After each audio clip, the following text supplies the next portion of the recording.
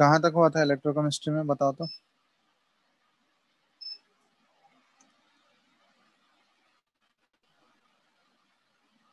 Hello. Last class में कहाँ तक बताए थे?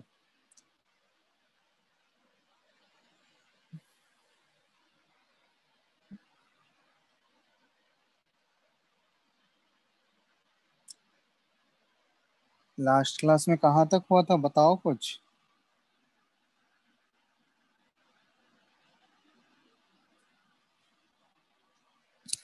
हेलो। हेलो। आवाज नहीं आ रहा है क्या?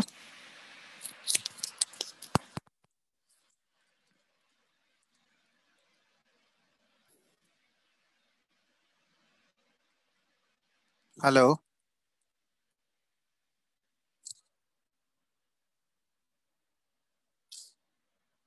Arnab.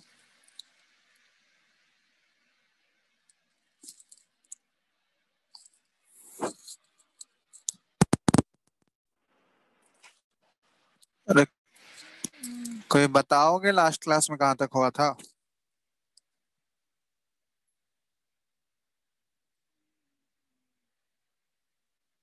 Sir Nernst Arnab. Equation हुआ था सर। Nernst equation? तो नर्स्ट इक्वेशन के क्वेश्चंस तुम लोग बनाए? जो जो दिए थे उस दिन, एक क्वेश्चन दिए थे होमवर्क, वो बन गया? यस। कितना आया आंसर उसका, जो क्वेश्चन होमवर्क दिए थे?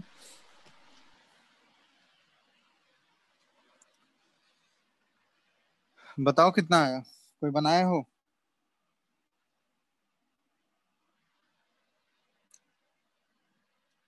देखो एक बार डिस्कस कर लेते हैं, यही क्वेश्चन था ना, देख लो एक बार।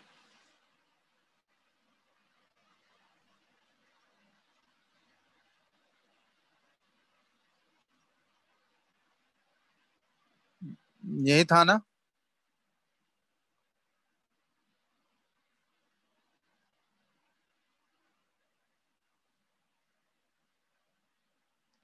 हाँ या नहीं, कुछ तो बोलो यार, रेस्पॉन्स ही नहीं देते हो तुम लोग। आवाज नहीं जा रहा है तो बताओ फिर।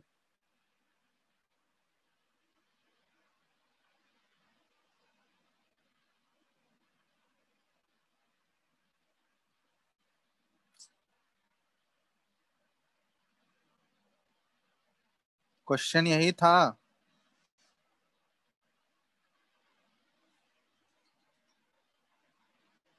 Hello. Hello.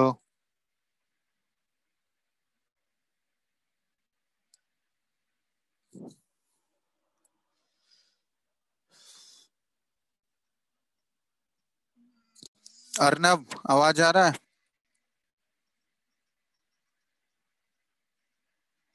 Priyanshu.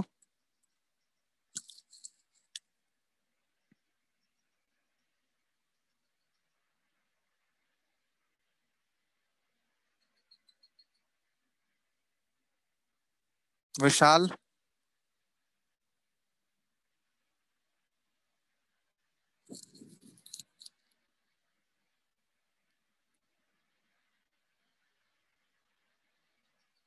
Rishikesh. Yes sir. क्यों आवाज नहीं मिल रहा है क्या तुम लोगों को? आवाज तो मिल रहा है सर। तो हम पूछ रहे हैं, कुछ रेस्पॉन्ड क्यों नहीं कर रहे हो तुम लोग? तो हमको लगा कोई करेगा सर, हम टॉफी खा रहे थे। अजीब करते हो यार तुम लोग, क्वेश्चन यही था यस जो सर। होमवर्क दे। यस बनाए सर हो यही ये था। कोई? कोई बनाए हो? तुम बनाए हो? नो सर, हम नहीं बना। ठीक है। पिछले वाला सर रिवाइज कर रहे थे हम कल। एनसीईआरटी बना वो रहे थे। बहुत अच्छी बात है। चलो यहाँ देखो, ये क्वेश्चन करना, इसका वैल्यू भी लिखाए थे ना, ई नॉट का वैल्यू क्या लिखाए थे इसके लिए? ई नॉट का बी आर से बी आर टू का वैल्यू क्या लिखाए थे, बताओ तो जल्दी से। 1.09। 1.09 प्लस में या माइनस में? प्लस में सर। ठीक है। तो बी आर माइनस से ये बी आर टू है। रिडक्शन पोटेंशियल था या ऑक्सीडेशन? Br2 से Br माइनस होगा, आई थिंक सो। Br क्या था माइनस से देखो? Br2 है सर। अच्छा, Br माइनस से Br2। और दूसरा वैल्यू क्या था? 0.34। किसके लिए? Cu2 प्लस से Cu। उसका तो जरूरत ही नहीं है यहाँ पे। दूसरा वैल्यू आप दिए ही नहीं सर, एक ही वैल्यू दिए। हाँ तो इसमें तो एक ही, दूसरा तो हाइड्रोजन वाला इलेक्ट्रोड है ना, तो उसका तो जीरो होता है। Yes sir. हाइड्रोजन वाले इलेक्ट्रोड का तो जीरो होता है। चलो यहाँ पे देखते हैं, यहाँ पे हमको ई सेल कैलकुलेट करना है। तो ई सेल कैलकुलेट करने के लिए दो हाफ लिखोगे, एक रिडक्शन हाफ सेल का रिएक्शन लिखोगे और एक ऑक्सीडेशन हाफ सेल का रिएक्शन लिखोगे, है ना। तो यहाँ पे सबसे पहले हम लोग रिडक्शन अलग अलग ही नॉस्ट इक्वेशन अप्लाई करते हैं, ठीक है, या फिर साथ में ही अप्लाई कर सकते हो, कोई दिक्कत नहीं है उससे। तो यहाँ पे देखो, एक्चुअली कैथोड वाला किधर रिप्रेजेंट किया जाता है, जो हम लोग रिप्रेजेंटेशन आईयूपीएससी का है उसमें कैथोड हम लोग लेफ्ट हैंड साइड में रिप्रेजेंट करते हैं, है ना। सॉरी, कैथोड वाला राइट हैंड साइड में होता है और एनोड वाला लेफ्ट हैंड साइड में होता है। तो यहाँ पे रिएक्शन एट कैथोड कौन सा हो रहा होगा बताओ? कैथोड पे हमेशा कौन सा रिएक्शन होता है? रिडक्शन रिएक्शन होता है। तो रिडक्शन रिएक्शन हो रहा होगा, तो रिडक्शन यहाँ पे किसका होगा? जो राइट हैंड साइड में रिप्रेजेंटेड है। तो राइट हैंड साइड में कौन सा रिप्रेजेंटेड है यहाँ पे? H प्लस से ये H2 में जा रहा है। तो कैसे होगा? दो H प्लस जो है ये दो इलेक्ट्रॉन गेन कर रहा है और ये किस में कन्वर्ट होगा? H2 में कन्वर्ट होगा। तो ये रिएक्शन एट कैथोड हो रहा है। सेम इसी तरह अगर हम लोग एनोड पे बात करें, तो एनोड वाला हमेशा जो रिएक्शन होता है वो आईयूपीएसी कन्वेंशन के अकॉर्डिंग किधर होता है? लेफ्ट हैंड साइड में रिप्रेजेंटेड होता है। तो लेफ्ट हैंड साइड में यहाँ पे जो भी रिएक्शन है वो एनोड पे होगा। तो रिएक्शन एट एनोड, तो एनोड पे कौन सा रिएक्शन होता है हमेशा? एनोड पे ऑक्सीडेशन रिएक्शन होता है। तो एनोड पे ऑक्सीडेशन रिएक्शन होगा, तो ऑक्सीडेशन यहाँ पे किसका हो रहा होगा? ब्रोमीन का ऑक्सीडेशन हो रहा होगा। तो ऑक्सीडेशन में क्या होता है? लॉस ऑफ इलेक्ट्रॉन होता है या गेन ऑफ इलेक्ट्रॉन होता है? तो ऑक्सीडेशन में हमेशा क्या होता है? Loss of electron. तो यहाँ पे क्या हो रहा होगा कि 2Br माइनस जो है ये दो इलेक्ट्रॉन को लूज करके ये किस में जा रहा होगा? Br2 में चला गया, ठीक है। दो Br माइनस जो है दो इलेक्ट्रॉन को लूज किया और वो Br2 में चला गया, तो ये ऑक्सीडेशन वाला है। अब इन दोनों को जब कंबाइन करोगे, जब नेट इक्वेशन हम लोग लिखेंगे, नेट रिएक्शन, तो नेट रिएक्शन क्या हो जाएगा बताओ तो? दोनों इलेक्ट्रॉन्स, नेट रिएक्शन में इलेक्ट्रॉन नहीं आने चाहिए, इलेक्ट्रॉन कैंसिल आउट हो जाएंगे। तो 2H प्लस हो गया ये एक्वस, और प्लस 2Br माइनस एक्वस, ठीक है। और इस साइड क्या हो गया? Br2 जो है ब्रोमीन, यहाँ पे ये ध्यान देना Br2 लिक्विड फॉर्म में है। तो Br2 जो है ब्रोमीन का जो नेचुरल फॉर्म होता है रूम टेम्परेचर पे वो लिक्विड में रहता है। तो Br2 लिक्विड में ऑब्टेन हुआ, प्लस हाइड्रोजन जो है ये गैस में ऑब्टेन होगा। तो ये नेट इक्वेशन आया यहाँ पे। अब नर्स्ट इक्वेशन अप्लाई करने के लिए हमको इनॉट सेल चाहिए। तो इनॉट सेल कैसे निकालते थे हम लोग? स्टैंडर्ड रिडक्शन पोटेंशियल ये बताए थे, standard reduction potential of cathode minus standard reduction potential of anode. तो यहाँ पे एनोड का तुम लोग को, कैथोड का, तो कैथोड पे तो हाइड्रोजन वाला इलेक्ट्रोड है तो उसका तो रिडक्शन पोटेंशियल 0 वोल्ट होगा, क्योंकि ऑक्सीडेशन वाला भी जीरो होता है उसका। और एनोड वाले के लिए ये वैल्यू तुम लोग को दिया गया था ई नॉट Br2 से Br माइनस, ठीक है, ये वैल्यू दिया गया था 1.09 वोल्ट, ठीक है। Br2 से Br माइनस ये रिडक्शन पोटेंशियल दिया गया है। ये Br2 जो है दो इलेक्ट्रॉन एक्सेप्ट करेगा तो Br माइनस में जाएगा, तो उसका रिडक्शन पोटेंशियल 1.09 वोल्ट है। तो स्टैंडर्ड रिडक्शन एनोड पे वही वाला रिएक्शन हो रहा है, तो उसका रिडक्शन पोटेंशियल 1.09 वोल्ट। तो इनोड सेल क्या हो गया? 0 - 1.09, तो ये -1.09 वोल्ट हो गया। तो ये इनोड सेल आ गया। अब नस्ट इक्वेशन, अब कोई भी टेम्परेचर मेंशन नहीं है तो 25 वाला ही करके एज्यूम करके बनाओगे, ठीक है। तो ई सेल क्या आ गया? That will be equal to E naught cell minus 0.0591 by n, और यहाँ पे लॉग, लॉग किसका लोगे? तो नेट इक्वेशन से लॉग लिखेंगे। तो देखो इसमें प्रोडक्ट साइड में क्या है, लिक्विड और सॉलिड का तो कंसंट्रेशन एज्यूम नहीं करते हैं उसमें, जब भी इक्विलिब्रियम कांस्टेंट लिखते हैं तो लिक्विड और सॉलिड का तो कंसेंट्रेशन नहीं आता है, सिर्फ गैस और जो एक्वस फेज में रहेंगे आयंस उनका आता है।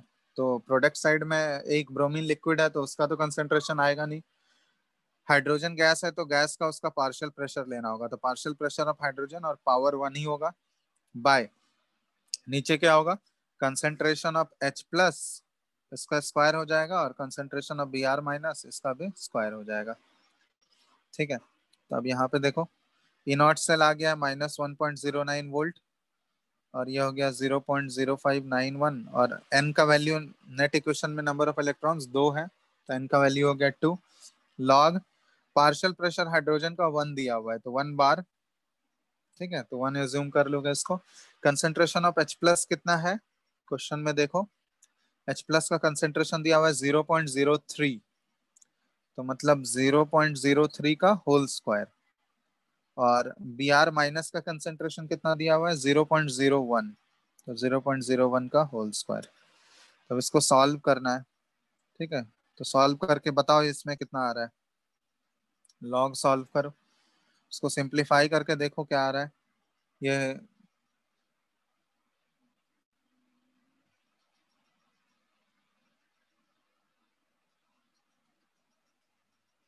सिंप्लीफाई करो, लॉग सॉल्व करो, वैल्यू सॉल्व करके बताओ कितना आ रहा है।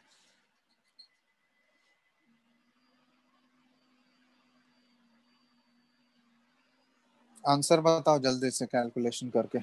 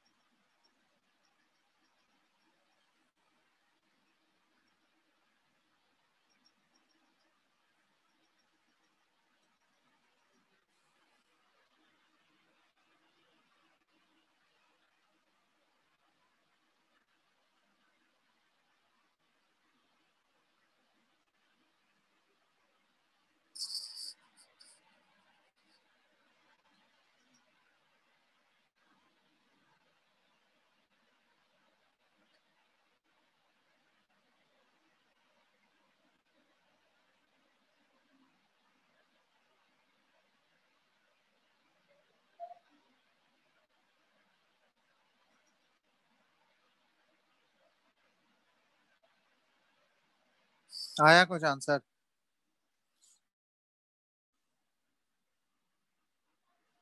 हेलो।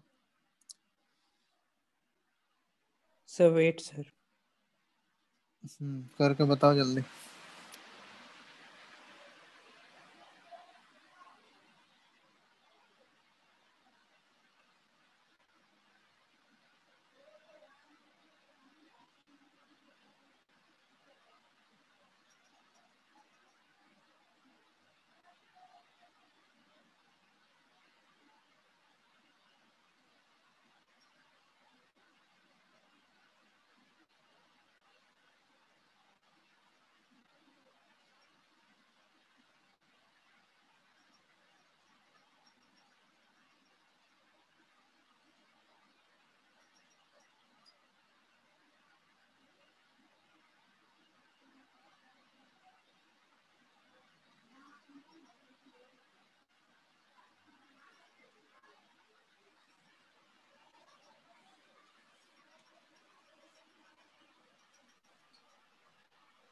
सर 6.92।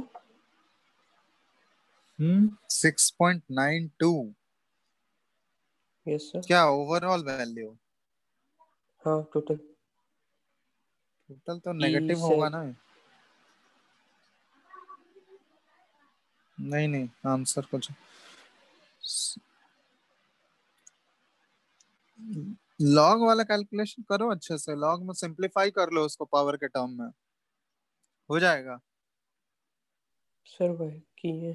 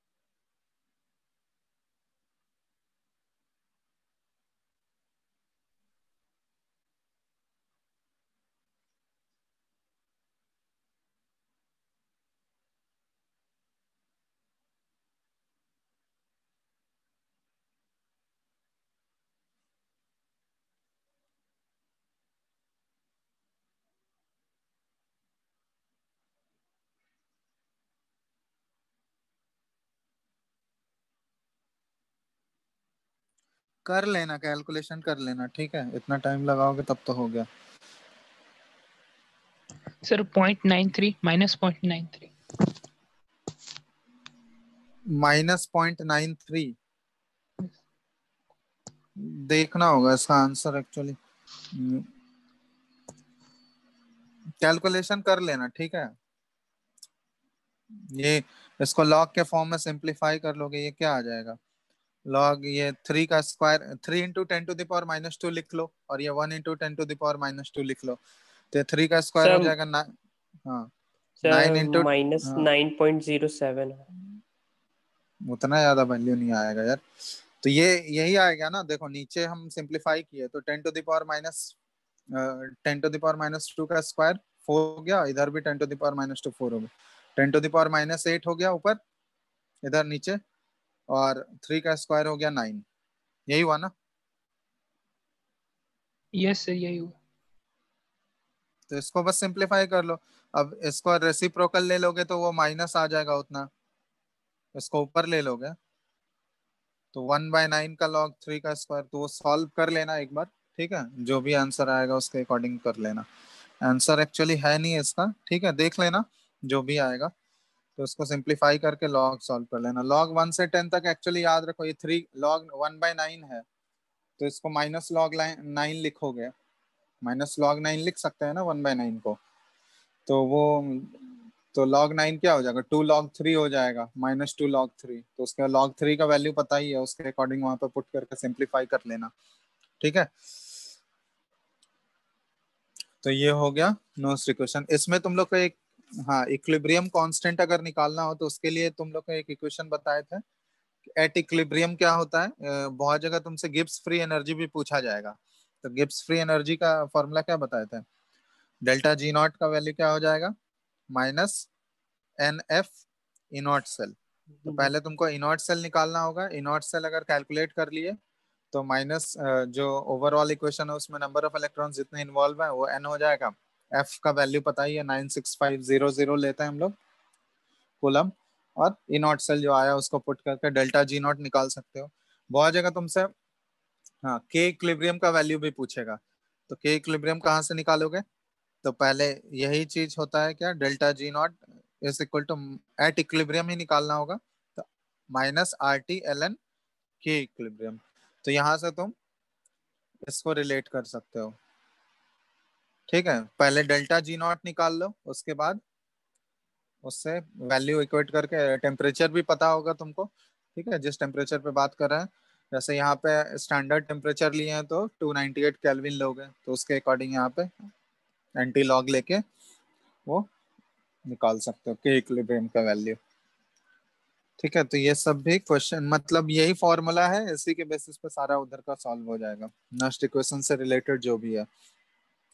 और इक्विलिब्रियम पे अगर कुछ पूछा जाए तो ये इक्वेशन से रिलेट करके हम लोग निकाल सकते हैं।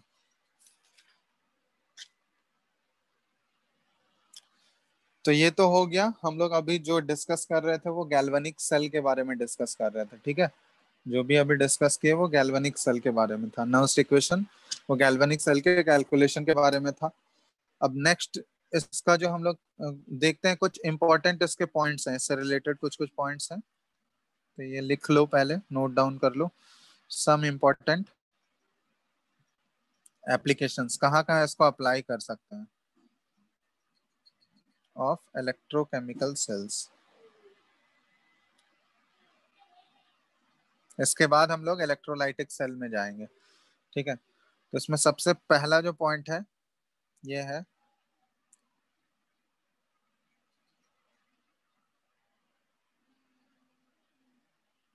Higher the value of reduction potential, ठीक है, higher the value of reduction potential, किसी भी एलिमेंट का रिडक्शन पोटेंशियल का वैल्यू जितना हाई होगा, या फिर स्टैंडर्ड रिडक्शन पोटेंशियल भी बोल सकते हो, higher the value of SRP, more it's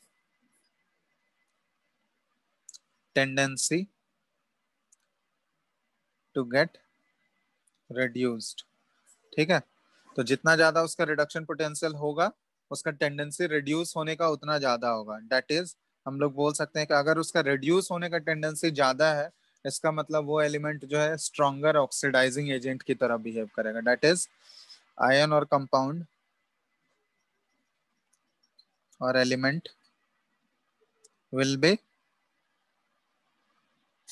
stronger oxidising agent. ठीक है, तो ये कंपेयर करने भी पूछा जाता है, तो इसलिए ये पॉइंट ध्यान रखना कि जितना ज्यादा रिडक्शन पोटेंशियल होगा, उसका स्टैंडर्ड रिडक्शन पोटेंशियल का वैल्यू जितना ज्यादा होगा, उतना अच्छा वो ऑक्सीडाइजिंग एजेंट होगा, स्ट्रॉन्गर ऑक्सीडाइजिंग एजेंट होगा। ठीक है, क्योंकि जिसका रिडक्शन होता है वो किसकी तरह बिहेव करता है, ऑक्सीडाइजिंग एजेंट की तरह, और जिसका ऑक्सीडेशन होता है वो किसकी तरह बिहेव करता है, रिड्यूसिंग एजेंट की तरह। ठीक है, तो ये कंपेयर करने वैल्यूज तुमको 3-4 एलिमेंट के दिए रहेंगे या 3-4 आयंस का दिया रहेगा, उसके अकॉर्डिंग तुमको कंपेयर करना है कि कौन सा सबसे अच्छा ऑक्सीडाइजिंग एजेंट है और कौन सा रिड्यूसिंग एजेंट सबसे अच्छा है। ठीक है, तो वो वैल्यूज के अकॉर्डिंग देख लोगे। दूसरा, यह तो ऑलरेडी बता चुके हैं कि रिडक्शन पोटेंशियल का वैल्यू जो भी होता है, स्टैंडर्ड रिडक्शन पोटेंशियल, अगर उसका ऑक्सीडेशन पोटेंशियल पूछा जाए तो वो उसका नेगेटिव वैल्यू हो जाएगा। ठीक है, जस्ट उसमें मैग्नीट्यूड सेम रहेगा, साइन अपोजिट हो जाएगा। अगर एक पॉजिटिव में है तो दूसरा वाला वैल्यू जो होगा, मान लो अगर रिडक्शन पोटेंशियल, जैसे मान लो कि ई नॉट स्टैंडर्ड रिडक्शन पोटेंशियल किसी भी एलिमेंट का ये x वोल्ट दिया हुआ है, तो उसी एलिमेंट का ई नॉट स्टैंडर्ड ऑक्सीडेशन पोटेंशियल कितना हो जाएगा, -x वोल्ट। ठीक है, ये ऑलरेडी देख ही चुके हैं हम लोग। तीसरा पॉइंट ये है, metals which are higher in the electrochemical series.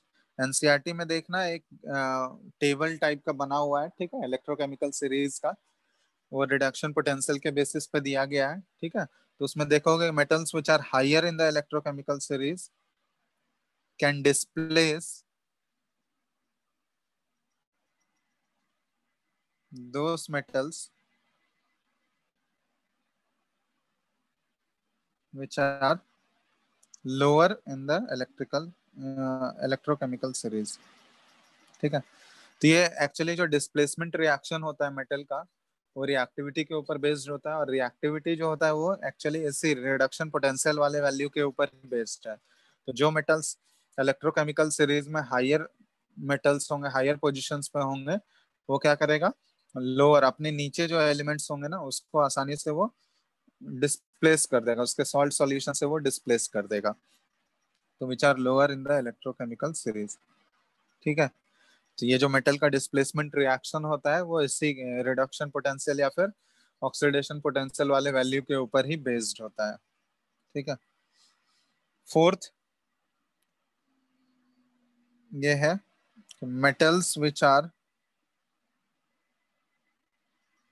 Above hydrogen in the electrochemical series. ये भी ऑलरेडी तुम लोग पढ़ चुके हो। ठीक है, कि जो हाइड्रोजन गैस से ऊपर जो मेटल्स होते हैं, वो अगर उनका रिएक्शन कराओगे तो उस मेटल्स का अगर डाइल्यूट एसिड के साथ रिएक्शन कराते हैं तो वो हाइड्रोजन गैस रिलीज करता है। और वही मेटल अगर हाइड्रोजन के नीचे होगा तो वो हाइड्रोजन गैस को प्रोड्यूस नहीं कर सकता है, एसिड के साथ वो रिएक्ट करके हाइड्रोजन गैस प्रोड्यूस नहीं करेगा। तो metals which are above hydrogen in the electrochemical series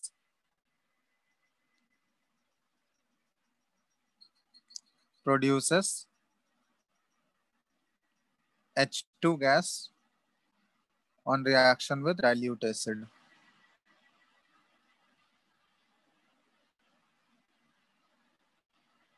on reaction with dilute acid। ठीक है, ये कुछ कुछ एप्लीकेशंस है कहाँ पे हम लोग इलेक्ट्रोकेमिकल सीरीज के वैल्यूज को अप्लाई कर सकते हैं। ठीक है, और नेक्स्ट पॉइंट है, on moving down the series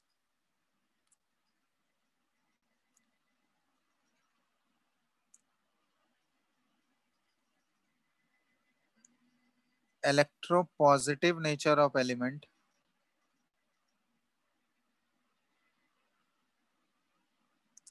decreases और reactivity of metal या फिर एलिमेंट्स डिक्रीजेस। ठीक है, मतलब जैसे ही हम लोग इलेक्ट्रोकेमिकल सीरीज में नीचे की तरफ जाएंगे तो मेटल का रिएक्टिविटी कम होगा। ठीक है, वो ऑलरेडी रिएक्टिविटी वाले टेबल में भी या उसमें ऑर्डर में भी पढ़ चुके हो। मेटल का रिएक्टिविटी सीरीज जो होता है वो इसी के ऊपर बेस्ड है, उसके इलेक्ट्रोड पोटेंशियल के वैल्यू के ऊपर ही बेस्ड है। तो उसमें जैसे ही नीचे जाते थे हम लोग, ऊपर से नीचे जाते थे, तो मेटल का रिएक्टिविटी कम होता था। क्यों कम हो रहा है? बिकॉज उसका इलेक्ट्रोपॉजिटिव नेचर जो है वो कम होते जा रहा है। तो मेटल का नेचर क्या होता है कि इलेक्ट्रॉन को लूज करना। ठीक है, मेटल का जनरल टेंडेंसी होता है इलेक्ट्रॉन का लूज करना। तो इलेक्ट्रॉन अगर वो लूज कर रहा है तो उसका ऑक्सीडेशन पोटेंशियल वाला वैल्यू वहां पे दिया रहेगा हमको। तो उस सीरीज में, मेटल का रिएक्टिविटी सीरीज में जैसे ही नीचे जाओगे तो मेटल का देखोगे ऑक्सीडेशन पोटेंशियल का वैल्यू क्या होते जा रहा है? कम होते जा रहा है। तो मेटल का ऑक्सीडेशन पोटेंशियल अगर कम होते जा रहा है नीचे जाने पे, इसका मतलब उसका रिएक्टिविटी भी क्या होते जा रहा है? वो डिक्रीज करते जा रहा है। ठीक है, तो ये अगर वैल्यूज हमको दिया रहेगा तो उसके अकॉर्डिंग हम लोग कंपेयर कर सकते हैं कि कौन सा मोर रिएक्टिव मेटल है और कौन सा लेस रिएक्टिव मेटल है।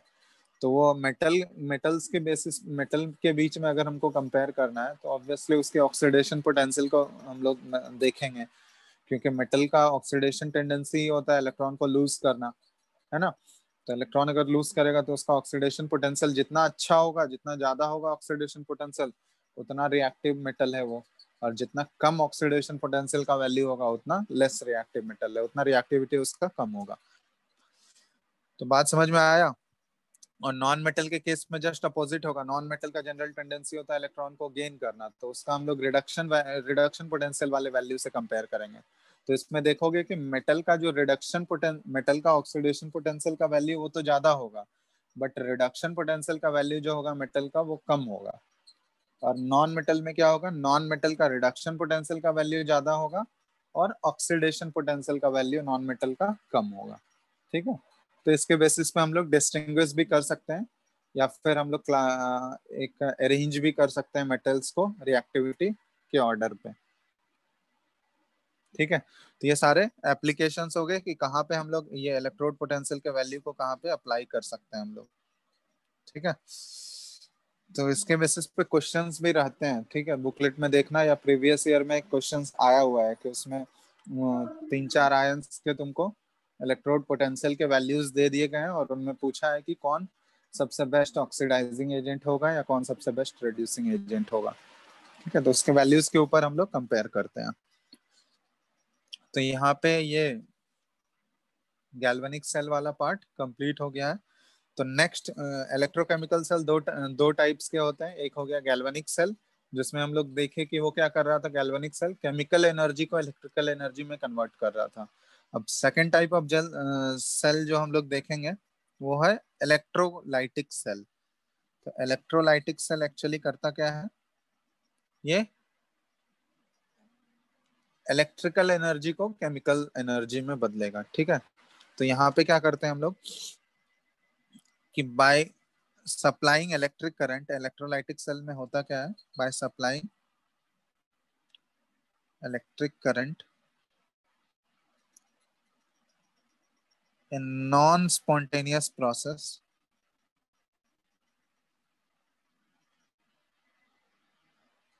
is carried out।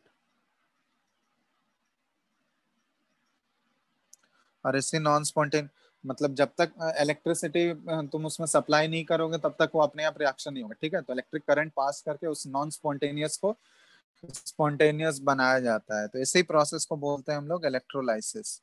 This is called electrolysis. Electrolysis का एक और प्रॉपर डेफिनेशन है। इलेक्ट्रोलाइसिस में एक्चुअली होता क्या है? तो इसमें है क्या? डिकम्पोजिशन होता है किसका? इलेक्ट्रोलाइट का। decomposition of an electrolyte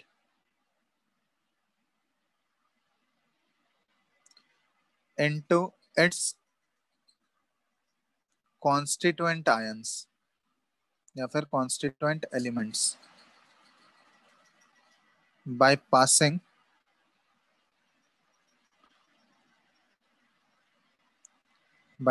electricity through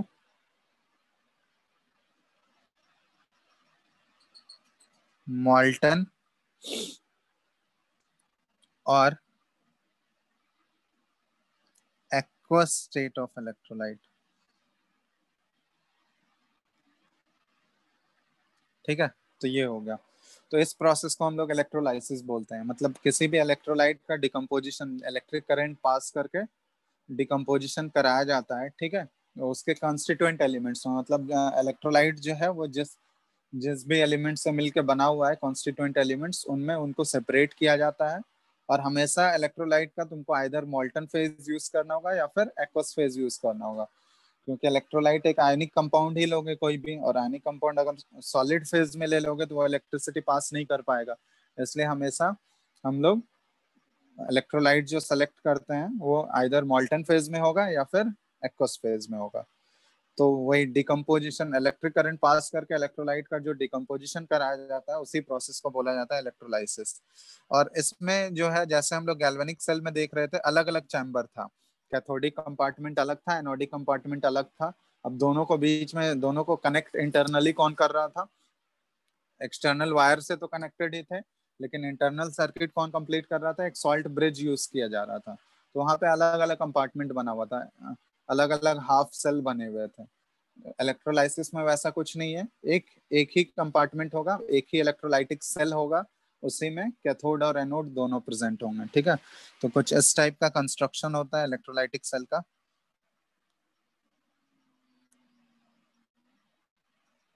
ठीक है।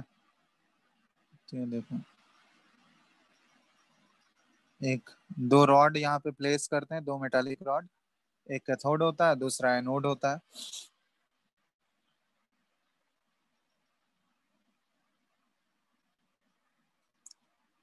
ये इलेक्ट्रोलाइट ले लिए हम लोग, ठीक है,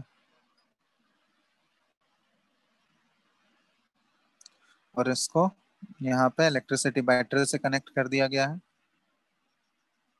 अब यहाँ पे ध्यान देना कि जो positive end of the battery से कनेक्टेड होगा, बैटरी के जो पॉजिटिव एंड से कनेक्टेड है उसको एनोड बोला जाता है, और उस बैटरी के जो negative end of the battery से कनेक्टेड होगा, इलेक्ट्रोड, उसको कैथोड बोला जाता है, ठीक है। तो ये साइन यहाँ पे उल्टा है, जैसे गैल्वेनिक सेल में देख रहे थे, एनोड जो था उसके ऊपर नेगेटिव चार्ज था, याद है कुछ? वहां पे जो नेगेटिव चार्ज आ रहा था एनोड पे, वो क्यों आ रहा था? क्योंकि एनोड जो है वहां पे सप्लायर था इलेक्ट्रॉन का, क्योंकि एनोड के ऊपर एक्सेस ऑफ इलेक्ट्रॉन था, जिसकी वजह से वहां पे नेगेटिव चार्ज आ रहा था। और कैथोड के ऊपर वहां पे पॉजिटिव चार्ज आ रहा था गैल्वेनिक सेल में। बट यहाँ पे जस्ट उल्टा है, यहाँ पे हम लोग टर्मिनल ऑफ द बैटरी के टर्म में बात करते हैं। जो positive terminal of the battery से कनेक्टेड होगा उसको एनोड बोला जाता है, और जो negative terminal of the battery से कनेक्टेड होगा उसको कैथोड बोला जाता है, ठीक है। तो यहाँ पे देखो, यहाँ पे एनोड और कैथोड दोनों एक ही कंपार्टमेंट में प्रेजेंट है, जिसको इलेक्ट्रोलाइटिक सेल बोला जाता है। ये जो पूरा अपैरेटस है ना, ये पूरा जो इक्विपमेंट बना हुआ है, इसको इलेक्ट्रोलाइटिक सेल बोला जाता है, ठीक है। तो इसमें कैथोड और एनोड दोनों एक ही शेयर, सेम इलेक्ट्रोलाइट शेयर कर रहे हैं यहाँ पे। जबकि गैल्वेनिक सेल में जो है, कैथोड और एनोड दोनों अलग अलग इलेक्ट्रोलाइट शेयर कर रहे थे। कैथोड का इलेक्ट्रोलाइट अलग था, एनोड का इलेक्ट्रोलाइट अलग था, है ना।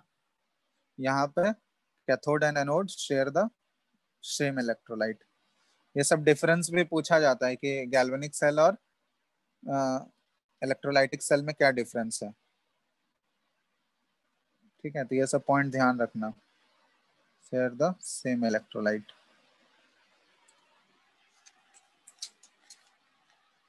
और जो डिवाइस, ये जो अपैरेटस यूज करते हैं हम लोग इलेक्ट्रोलाइसिस परफॉर्म करने के लिए, वो होता है इलेक्ट्रोलाइटिक सेल बोला जाता है उसको, ठीक है।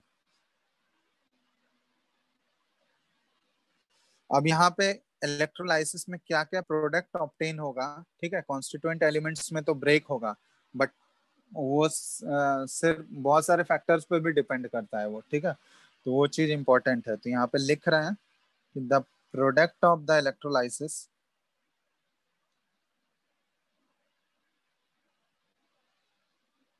डिपेंड्स ऑन, ठीक है, कौन कौन से फैक्टर्स पे वो डिपेंड करेगा। तो सबसे पहला ये डिपेंड करता है नेचर ऑफ द इलेक्ट्रोड पे,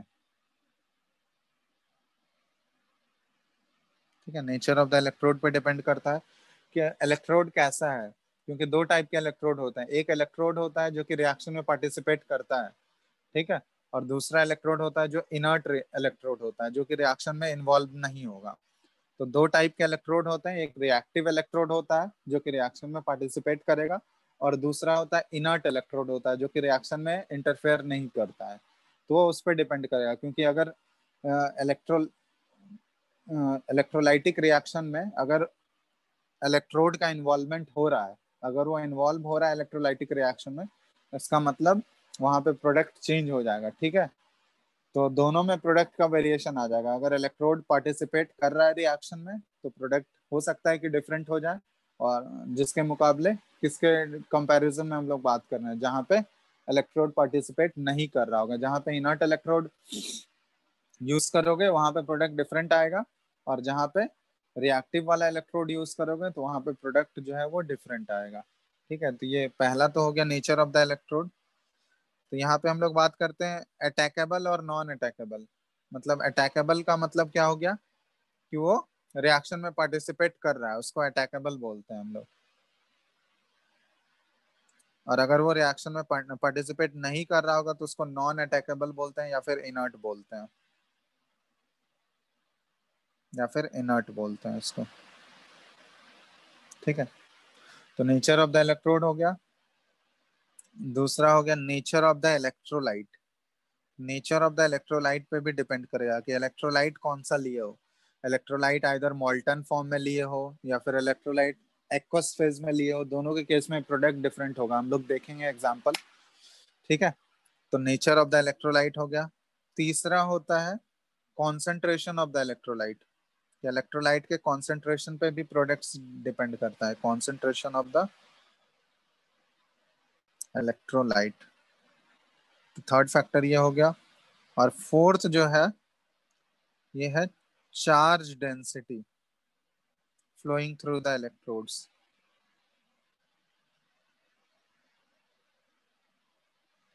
चार्ज डेंसिटी पे भी डिपेंड कर रहा है कि कितना चार्ज उससे पास हो रहा है, कितना करंट उस इलेक्ट्रोड से पास हो रहा है। ज्यादा करंट पास करोगे तो हो सकता है कि प्रोडक्ट चेंज हो जाए, एज कंपेयर टू अगर हम लोग कम करंट पास करें तो। ठीक है, तो ये सारे फैक्टर्स हैं जो कि इलेक्ट्रोलाइसिस के प्रोडक्ट को, मतलब एनोड और कैथोड पे जो प्रोडक्ट जनरेट हो रहा होगा उसको वो इफेक्ट कर सकता है। ठीक है, तो हम लोग देखते हैं एक एक करके एग्जांपल्स देखेंगे, बहुत सारा इलेक्ट्रोलाइसिस का एग्जांपल देखना है। तो सबसे पहला है electrolysis of molten NaCl using platinum electrodes. ठीक है, अब ये ध्यान देना, यहाँ पे हम लोग molten NaCl यूज कर रहे हैं, ठीक है, लिक्विड NaCl, और प्लैटिनम इलेक्ट्रोड यूज कर रहे हैं। तो प्लैटिनम इलेक्ट्रोड जो होता है ये इनर्ट इलेक्ट्रोड है, मतलब ये रिएक्शन में पार्टिसिपेट नहीं कर रहा होगा। ठीक है, तो इस केस में बताना molten NaCl अगर हम लोग करेंगे तो उस इलेक्ट्रोलाइटिक सॉल्यूशन में आयंस कौन कौन से प्रेजेंट होंगे बताओ तो। अगर molten NaCl ले रहे हो तो इलेक्ट्रोलाइटिक सॉल्यूशन में आयंस कौन कौन से होंगे। एक पॉजिटिव आयन Na+ ही होगा, और नेगेटिव आयन Cl- ही होगा। कैटायन Na+ ही होगा और Cl- एनायन होगा, और तो कोई आयंस प्रेजेंट है नहीं, क्योंकि molten NaCl यूज कर रहे हैं हम लोग। समझ में आ रहा है? हेलो। Yes sir. चलो, तो अब यहाँ पे हम इसका प्रोडक्ट निकालना चाह रहे हैं कि प्रोडक्ट इस केस में अगर molten NaCl का इलेक्ट्रोलिसिस कराया जा रहा है प्लेटिनम इलेक्ट्रोड यूज करके, तो एनोड और कैथोड पे क्या क्या प्रोडक्ट मिलेगा। तो सबसे पहले हम लिख रहे हैं रिएक्शन एट कैथोड। बता सकते हो रिएक्शन एट कैथोड? तो कैथोड पे हमेशा रिडक्शन रिएक्शन ही होता है। तो यहाँ पे रिडक्शन कौन से आयन का होगा, पॉजिटिव आयन का, कैटायन का, या फिर एनायन का? बताओ तो रिडक्शन किसका होगा। रिडक्शन मतलब गेन ऑफ इलेक्ट्रॉन होता है, तो इलेक्ट्रॉन गेन करने का किसको जरूरत है, कैटायन को या फिर एनायन को? कौन इलेक्ट्रॉन गेन करेगा, बताओ जल्दी।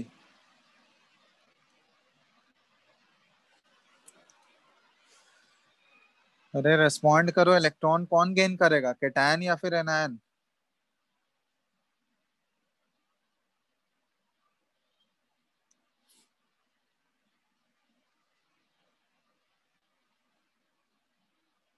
हेलो।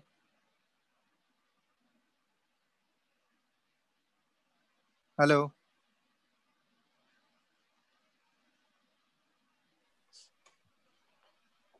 आवाज आ रहा है क्या? Yes hello, sir. अरे तो रेस्पॉन्ड करो ना। नहीं आता है तो बताओ फिर। इलेक्ट्रॉन कौन गेन करेगा, कैटायन सर या फिर क्लोरीन। क्लोरीन इलेक्ट्रॉन गेन करेगा। क्लोरीन Cl माइनस है ना, ऑलरेडी उसके पास एक्सेस ऑफ इलेक्ट्रॉन है, तभी तो नेगेटिव चार्ज है उसके ऊपर। Sir sir sir sorry sorry. Electron gain कौन करेगा, जिसके पास इलेक्ट्रॉन का कमी है। तो कमी किसके पास होता है, कैटायन या फिर एनायन। ऑब्वियसली कैटायन के पास होगा।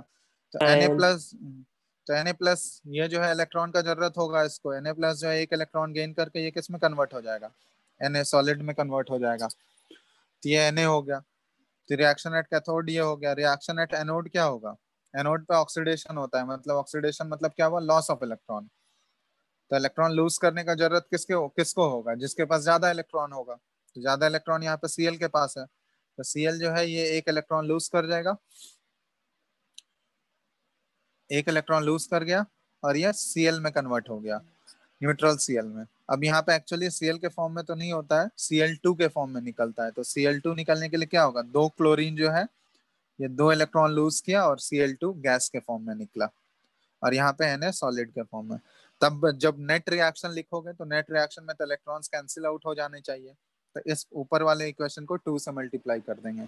तो 2 से मल्टीप्लाई करने पे देखो नेट रिएक्शन क्या आ जाएगा। तो नेट रिएक्शन क्या हो गया, 2Na प्लस और प्लस 2Cl माइनस, ठीक है। और यहाँ पे 2Na सॉलिड और प्लस Cl2 गैस।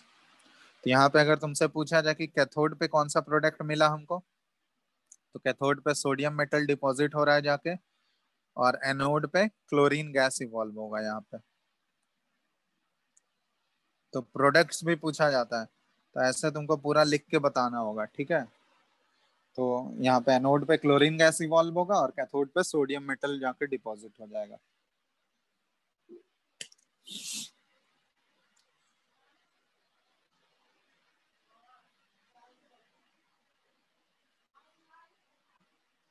बात समझ में आया। Yes sir.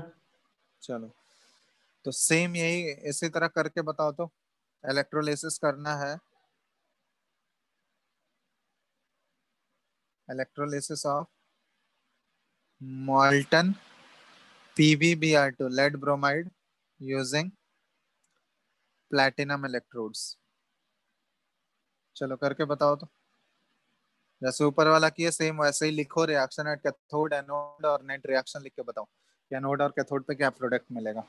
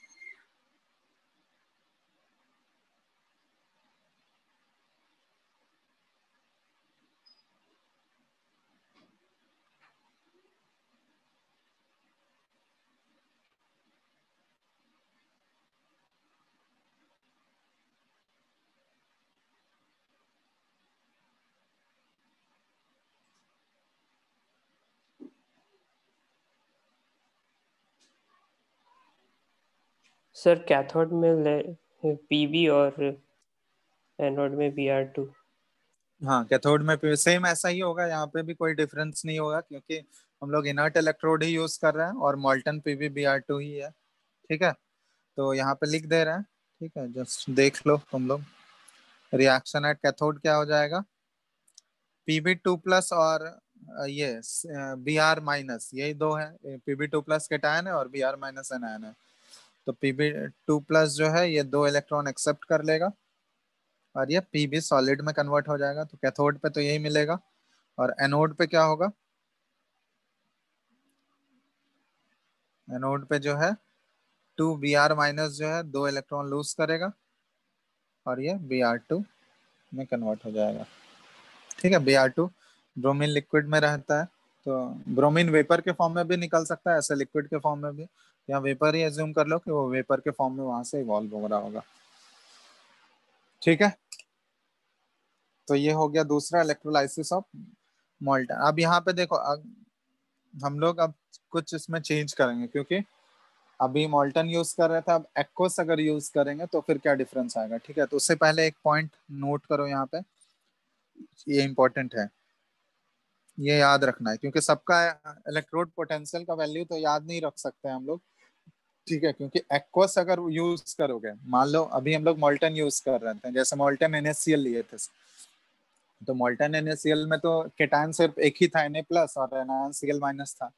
लेकिन एक्वस अगर ले लोगे तो उसमें एक्वस में वाटर भी आ जाएगा, तो वाटर के भी आयंस होते हैं, वाटर भी H+ और OH- आयंस में टूटता है ना, आयोनाइज होता है। तो अब उस केस में कैटायन 2 होगा, एक Na+ तो होगा ही और दूसरा H+ भी आ गया अब, और एनायन भी 2 होगा, एक Cl- तो होगा ही और दूसरा OH- भी आ गया।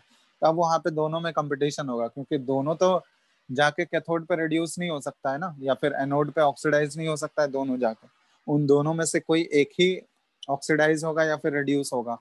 तो उन दोनों में हम लोग को चेक करना पड़ेगा किस जिसका रिडक्शन पोटेंशियल का वैल्यू ज्यादा है वो जाके रिड्यूस होगा कैथोड पे, और जिसका ऑक्सीडेशन पोटेंशियल का वैल्यू ज्यादा है वो जाके रिड्यूस होगा, वो जाके ऑक्सीडाइज होगा एनोड पे। ठीक है, तो वहां पे उन दोनों में कंपटीशन होता है, उन दोनों में हमको वैल्यूज देखना पड़ेगा। तो सबका वैल्यूज तो याद नहीं रख सकते हम लोग, तो इसलिए ये पॉइंट ध्यान रखना कि cations with respect to which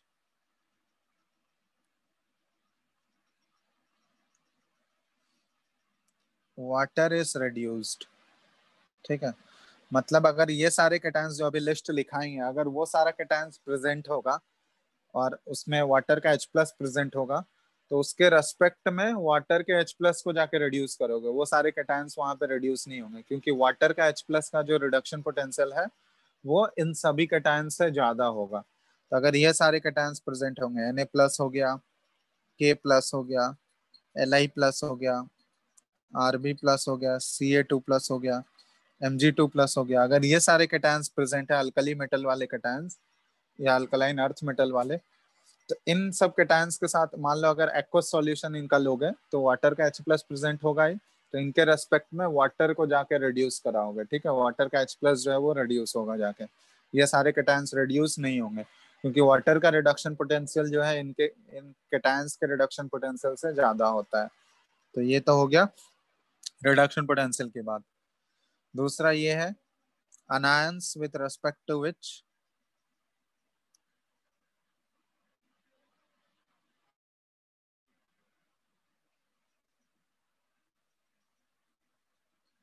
water is oxidized।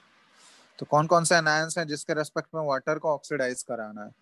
तो सल्फेट हो गया SO4 2-, नाइट्रेट हो गया NO3-, फोस्फेट हो गया PO4 3-, कार्बोनेट हो गया CO3 2-। अगर ये सारे अनायंस प्रेजेंट होंगे तो ये सारे अनायंस ऑक्सीडाइज नहीं होंगे, वाटर ऑक्सीडाइज होगा इनसे पहले जाके, क्योंकि वाटर का ऑक्सीडेशन पोटेंशियल जो है इन सभी अनायंस से ज्यादा है। ठीक है, तो यहाँ पे इन वाटर का रिडक्शन पोटेंशियल और ऑक्सीडेशन पोटेंशियल दोनों का वैल्यू लिख देते हैं यहाँ पे। ठीक है, वाटर का जो रिडक्शन पोटेंशियल होता है ये है 2 इलेक्ट्रॉन एक्सेप्ट किया, ये इक्वेशन याद ही कर लो एटलीस्ट, इसका 2OH-, और इसका वैल्यू जो होता है ना ये है -0.83 वोल्ट। ठीक है, ये वाटर का रिडक्शन वाला, वाटर अगर ऑक्सीडेशन करेगा तो ऑक्सीडेशन करता है तो ऑक्सीडेशन वाला इक्वेशन ये है, 2H2 जो है 4H+ प्लस O2 और 4 इलेक्ट्रॉन ये लूज कर रहा है, और इसका ऑक्सीडेशन पोटेंशियल का वैल्यू होता है -1.23 वोल्ट। ठीक है, तो ये वाटर का इक्वेशन है, वाटर का रिडक्शन पोटेंशियल वाला, वाटर का ऑक्सीडेशन पोटेंशियल। ठीक है, तो ये चीज ध्यान रखना, अगर ये सारे कैटायंस दिए हुए हैं तो इनके रेस्पेक्ट में ये सारे कैटायंस को रिड्यूस नहीं कराओगे, सबसे पहले वाटर जाके रिड्यूस होगा इन सभी कैटायंस के रेस्पेक्ट में, क्योंकि वाटर का रिडक्शन पोटेंशियल इनसे ज्यादा है। और एनायंस अगर ये सारे प्रेजेंट होंगे जो दिए हुए हैं, तो ये एनायंस ऑक्सीडाइज नहीं होंगे, पहले वाटर जाके ऑक्सीडाइज होगा। ठीक है, तो इसका एक एग्जांपल देखते हैं। ये दोनों इक्वेशन याद ही कर लो, वाटर का ऑक्सीडेशन वाला और वाटर का, ये ऑक्सीडेशन वाला है और ये रिडक्शन वाला है। ठीक है, तो ये दोनों इक्वेशंस याद ही कर लो, क्योंकि ये बिल्कुल रिप्रेजेंट करना होगा तुमको। जैसे एक एग्जांपल ले रहे हैं हम, electrolysis of aqueous CuSO4 using platinum electrodes. अब इसमें बताना तो तुम लोग कैथोड और एनोड पे क्या क्या प्रोडक्ट मिलेगा, करके बताओ तो, पहले एक बार ट्राई करो खुद से। इलेक्ट्रोलाइसिस कराया जा रहा है एक्वस CuSO4 का यूजिंग प्लैटिनम इलेक्ट्रोड।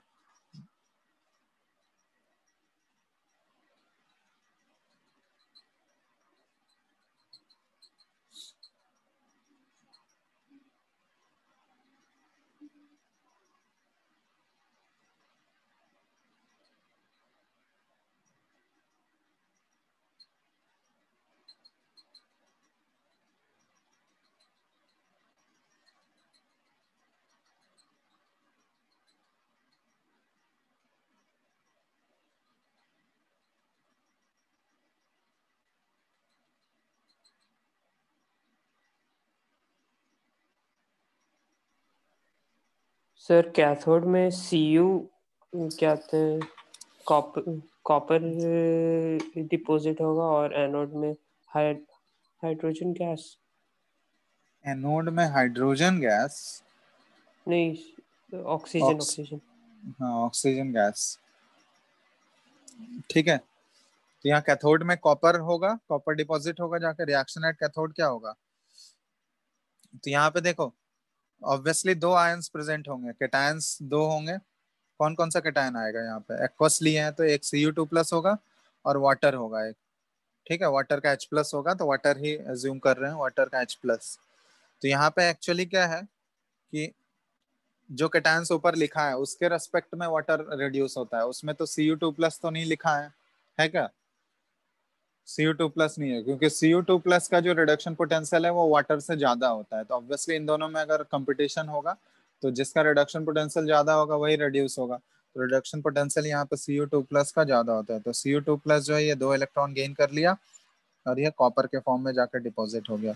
जो आयंस वहां पे लिखा है कैटायंस, अगर उन सभी में कोई आयंस होता तो फिर हम लोग वाटर को रिड्यूस कराते हैं, बट यहाँ पे तो कॉपर है, तो कॉपर का रिडक्शन पोटेंशियल जो वाटर से ज्यादा होता है। तो रिएक्शन एट कैथोड ये हो गया, और एनोड पे रिएक्शन क्या हो जाएगा यहाँ पे।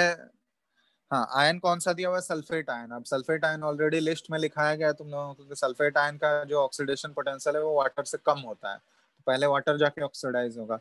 तो यहाँ पे जो एनोड पे रिएक्शन हो रहा होगा, वाटर का ऑक्सीडेशन वाला इक्वेशन लिखोगे, तो ये वाटर का ऑक्सीडेशन वाला इक्वेशन है, मतलब 2H2O, है ना, ये कन्वर्ट हो गया 4H+ और O2 और +4 इलेक्ट्रॉन में। ठीक है, तो ये हो गया। तब देख लो कि कैथोड पे कौन सा, कैथोड पे हमको कॉपर सॉलिड के फॉर्म में जाके डिपॉजिट हो जाएगा प्लेटिनम इलेक्ट्रोड के ऊपर, और एनोड पे ऑक्सीजन गैस जाके इवॉल्व होगा। ठीक है, तो नेट इक्वेशन अगर लिखोगे तो नेट इक्वेशन इसका क्या आ जाएगा, यहाँ पे तो टोटल 4 इलेक्ट्रॉन है इन्वॉल्व, तो यहाँ पे इसको 2 से मल्टीप्लाई करोगे तो ये आ गया 2Cu2+, एक्वस में है। ठीक है, और इधर हो गया 2H2O, और मिल गया हमको 2Cus+4H+ और +O2 गैस। ठीक है, तो यहाँ पे अगर प्रोडक्ट पूछा कैथोड और एनोड पे क्या प्रोडक्ट होगा, तो ये कैथोड पे कॉपर हो गया और एनोड पे ऑक्सीजन गैस इवॉल्व हो जाएगा। ठीक है, यस सर। समझ समझ में आ रहा है ना कैसे प्रोडक्ट कर रहे हैं। तो ये कुछ ही एग्जांपल्स हैं, और नेक्स्ट क्लास में हम लोग और भी करेंगे इसके एग्जांपल। तो ये जो जो भी पॉइंट लिखा है ये पॉइंट ध्यान रखना, और वाटर का जो ऑक्सीडेशन और रिडक्शन वाला इक्वेशन लिखा है वो याद करना है, और जो कैटायंस एनायंस वाला लिस्ट लिखा है वो भी याद रखना है, क्योंकि वैल्यूज सबका तुम याद थोड़ी रख सकते हो कि सोडियम का कितना है ऑक्सीडेशन पोटेंशियल, पोटेशियम का कितना है, वो याद रखना पॉसिबल नहीं है। तो ये लिस्ट ऑफ आयंस याद रखो कि इन सभी आयंस के रेस्पेक्ट में हमको वाटर को रिड्यूस कराना है और इन सभी एनायंस के रेस्पेक्ट में वाटर को ऑक्सीडाइज कराना है। ठीक है, तो अभी तो हम लोग सिर्फ इनर्ट इलेक्ट्रोड वाला केस देख रहे थे, आगे नेक्स्ट क्लास में करेंगे तो उसमें इलेक्ट्रोड भी रिएक्टिव इलेक्ट्रोड यूज करेंगे, जो कि इलेक्ट्रोड भी रिएक्शन में पार्टिसिपेट कर रहा होगा।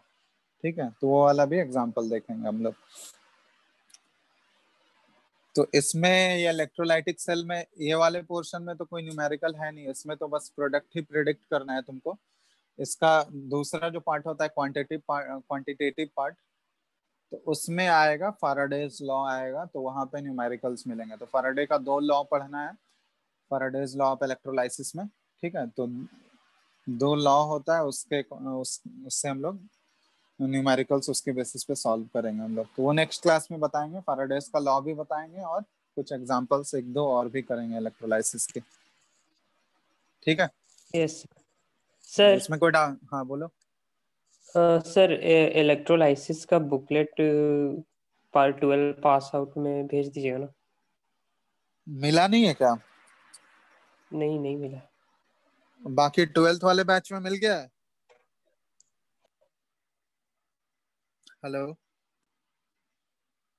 ठीक है, तुम वो सर को बोल देना। किससे बात हुआ है तुम्हारा? एक अभिषेक राव सर है, उनसे बात हुआ है क्या तुम्हारा? Hello, yes sir. हाँ तो उनको मैसेज कर देना, वो सेंड कर देंगे बुकलेट। Okay sir. ठीक है, उनको मैसेज अभी कर दो, वो भेज देंगे तुरंत। ठीक है, चलो इसमें कुछ पूछना है किसी को?